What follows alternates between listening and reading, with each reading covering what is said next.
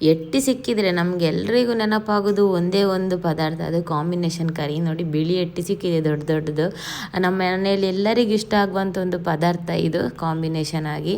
ಅದಕ್ಕೆ ದೊಡ್ಡದೊಂದು ಸೌತೆಕಾಯಿ ತೊಗೊಂಡಿದ್ದೇನೆ. ಸೌತೆಕಾಯಿ ಮತ್ತು ಎಟ್ಟಿ ಹಾಕಿ ಒಂದು ಸಾರು ಮಾಡಿದರೆ ಎಲ್ಲರಿಗೂ ತುಂಬಾ ಇಷ್ಟ. ಹಾಗೆ ಸೌತೆಕಾಯಿಯನ್ನು ಸಣ್ಣ ಸಣ್ಣದಾಗಿ ಕಟ್ ಮಾಡಿದ್ದೇನೆ.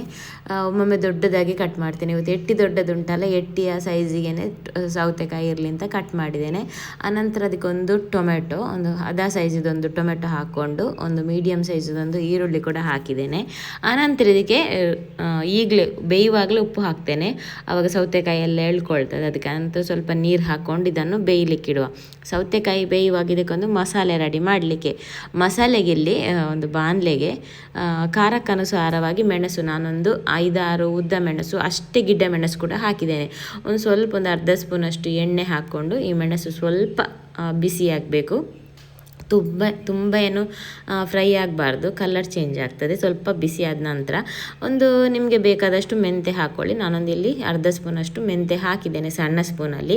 ಮೆಂತೆ ಸ್ವಲ್ಪ ಬಣ್ಣ ಬರಬೇಕು. ಮೆಂತೆ ಫ್ರೈ ಆದ ನಂತರ 2 ಸ್ಪೂನಷ್ಟು ಕೊತ್ತಂಬರಿ ಹಾಕಿ ಮಿಕ್ಸ್ ಕೊಟ್ಟು ಇದನ್ನು, ಈ ಮಸಾಲೆಯನ್ನು ಒಂದು ಅರ್ಧ ಕಾಲು ಸ್ಪೂನಷ್ಟು ಸಾಸಿವೆ ಕೂಡ ಹಾಕ್ಕೊಂಡು ಜಸ್ಟ್ ಒಂದು ಮಿಕ್ಸ್ ಕೊಟ್ಟು ಇದನ್ನು ಸೈಡಿಗೆ ಇಡುವ.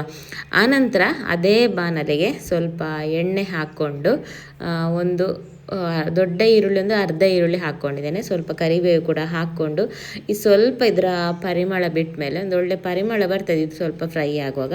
ಆ ಪರಿಮಳ ಬಂದ ಮೇಲೆ ಸಾರಿಗೆ ಬೇಕಾದಷ್ಟು ತೆಂಗಿನಕಾಯಿ, ನಾನಿಲ್ಲಿ 1 ತೆಂಗಿನಕಾಯಿ ಪೂರ್ತಿಯಾಗಿ ಹಾಕ್ತಾ ಇದ್ದೇನೆ. ಗ್ರೇವಿ ಸ್ವಲ್ಪ ತಿಕ್ಕಾಗಿರಲಿ ಅಂತ ಸ್ವಲ್ಪ ಅರಶಿನ ಹಾಕ್ಕೊಂಡು ಈ ತೆಂಗಿನ ತುರಿಯನ್ನು ಫ್ರೈ ಮಾಡಬೇಕು.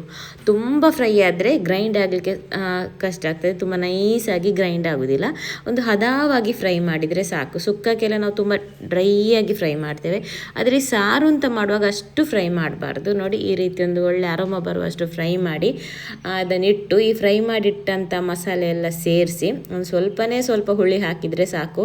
ಯಾಕೆಂದರೆ ಸೌತೆಕಾಯಿ ಆಲ್ರೆಡಿ ಸ್ವಲ್ಪ ಹುಳಿ ಥರನೇ ಇರ್ತದೆ, ಅದಕ್ಕೆ ಟೊಮೆಟೊ ಕೂಡ ಹಾಕಿದ್ದೇವೆ. ಇದಕ್ಕೆ ಸ್ವಲ್ಪ ಹುಳಿ ಹಾಕ್ಕೊಂಡು ಇದನ್ನು ಗ್ರೈಂಡ್ ಮಾಡಬೇಕು. ಗ್ರೈಂಡ್ ಆದ ನಂತರ ನೀರೆಲ್ಲ ಎಷ್ಟು ಬೇಕು ಅಷ್ಟೆಲ್ಲ ಹಾಕಿ ಗ್ರೈಂಡ್ ಮಾಡಬೇಕು. ಈ ಒಂದು ಇಂಗ್ರೀಡಿಯೆಂಟ್ಸ್ ಹಾಕಿದ ನಂತರ ನೀರು ಹಾಕಬಾರ್ದು. ಇಲ್ಲಿ 1 ಲವಂಗ, ಒಂದು ಸಣ್ಣ ತುಂಡು ಚಕ್ಕೆ, ಒಂದು 2 ದೊಡ್ಡದು 2 ಬೆಳ್ಳುಳ್ಳಿ, ಹಾಗೆ ಒಂದು ಅರ್ಧ ಸ್ಪೂನಷ್ಟು ಜೀರಿಗೆ, ಮುಕ್ಕಾಲು ಸ್ಪೂನಷ್ಟು ಜೀರಿಗೆ ಹಾಕ್ಕೊಂಡು ನೀರು ಹಾಕದೆ ಮತ್ತೆ ಗ್ರೈಂಡ್ ಮಾಡಬೇಕು. ಅಷ್ಟಾಗೋಗಿ ಇಲ್ಲಿ ಸೌತೆಕಾಯಿ ಎಲ್ಲ ಬೆಂದಿದೆ, ಉಪ್ಪೆಲ್ಲ ಎಳ್ಕೊಂಡಿದೆ ಸೌತೆಕಾಯಿ. ಈ ಗ್ರೈಂಡ್ ಮಾಡಿಟ್ಟ ಮಸಾಲೆ ಹಾಕ್ಕೊಂಡು ಸ್ವಲ್ಪ ಮಿಕ್ಸಿ ತೊಳೆದ ನೀರನ್ನು ಹಾಕ್ಕೊಂಡು ಕನ್ಸಿಸ್ಟೆನ್ಸಿ ನೋಡಿದರೆ ಆಯಿತು. ನಿಮಗೆ ತೆಳು ಬೇಕಾದ್ರೆ ಸ್ವಲ್ಪ ತೆಳು ಮಾಡ್ಬೋದು, ಆದರೆ ಈ ಎಟ್ಟಿ ಸೌತೆ ಅಂತ ಮಾಡೋ ಸ್ವಲ್ಪ ಗಸಿ ಇದ್ರೇ ಒಳ್ಳೆಯದಾಗೋದು. ಸ್ವಲ್ಪ ಗ್ರೇವಿ ತಿಕ್ಕಾಗಿರಬೇಕು. ಹಾಗೆಯೇ ಮಸಾಲೆ ತುಂಬ ನೈಸಾಗಿ ಗ್ರೈಂಡ್ ಆಗಬೇಕು. ಮಸಾಲೆ ಎಲ್ಲ ಹಾಕಿ ಮಿಕ್ಸ್ ಕೊಟ್ಟ ನಂತರ ಇದು ದೊಡ್ಡ ಎಟ್ಟಿ ಆದ್ದರಿಂದ ನಾನು ಇದನ್ನು ಕಟ್ ಮಾಡಿದ್ದೇನೆ. ಹಾಗೆ ದೊಡ್ಡ ಎಟ್ಟಿ ಆದ್ದರಿಂದ ಇದನ್ನು ಈವಾಗಲೇ ಹಾಕ್ತಾ ಇದ್ದೇನೆ. ಸಣ್ಣ ಎಟ್ಟಿ ಆದರೆ ಕುದಿದ ಮೇಲೆ ಹಾಕ್ಬೋದು. ಇದು ದೊಡ್ಡ ಎಟ್ಟಿ ಆದ್ದರಿಂದ ಈವಾಗಲೇ ಹಾಕಿ ಚೆನ್ನಾಗಿ ಮಿಕ್ಸ್ ಕೊಟ್ಟು ಇದನ್ನು ಕುದಿ ಬರಲಿಕ್ಕೆ ಬಿಡಬೇಕು. ಆಗ ದೊಡ್ಡ ಎಟ್ಟಿ ಅಲ್ವ, ಇದು ಒಳ್ಳೆ ಕುದಿಯುವಾಗ ಈ ಎಟ್ಟಿ ಕೂಡ ಬೇಯ್ತದೆ. ಆಚೆ ಸೈಡ್ ಒಂದು ಒಗ್ಗರಣೆ ರೆಡಿ ಮಾಡಲಿಕ್ಕೆ ಸ್ವಲ್ಪ ಎಣ್ಣೆ ಜಾಸ್ತಿ ಹಾಕ್ಕೊಂಡು ಒಂದು 2-3 ಕಾಳು ಮೆಂತೆ ಬೇಡ ಅಂದರೆ ಸ್ಕಿಪ್ ಮಾಡ್ಬೋದು. ಒಂದು ಅರ್ಧ ಈರುಳ್ಳಿ ಸಣ್ಣದಾಗಿ ಕಟ್ ಮಾಡಿ ಸ್ವಲ್ಪ ಕರಿಬೇವು ಜಾಸ್ತಿಯೇ ಹಾಕ್ಕೊಂಡು ಚೆನ್ನಾಗಿ ಇದು ಫ್ರೈ ಆಗಬೇಕು, ಕೆಂಪು ಬರುವಷ್ಟು ಫ್ರೈ ಆಗಬೇಕು.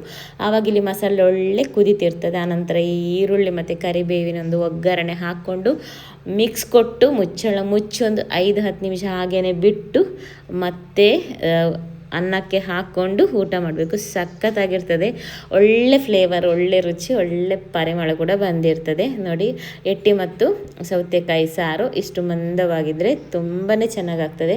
ಕುಚ್ಚಲಕ್ಕಿ ಅನ್ನಕ್ಕೂ ಒಳ್ಳೆಯದಾಗ್ತದೆ. ಹಾಗೆಯೇ ನಾವು ಸೇಮಿಗೆ, ಪುಂಡಿ, ನೀರ್ದೋಸೆ ಅಂಥದ್ದೆಲ್ಲ ತಿನ್ನಲಿಕ್ಕೆ ಇನ್ನೂ ಸೂಪರ್ ಆಗ್ತದೆ.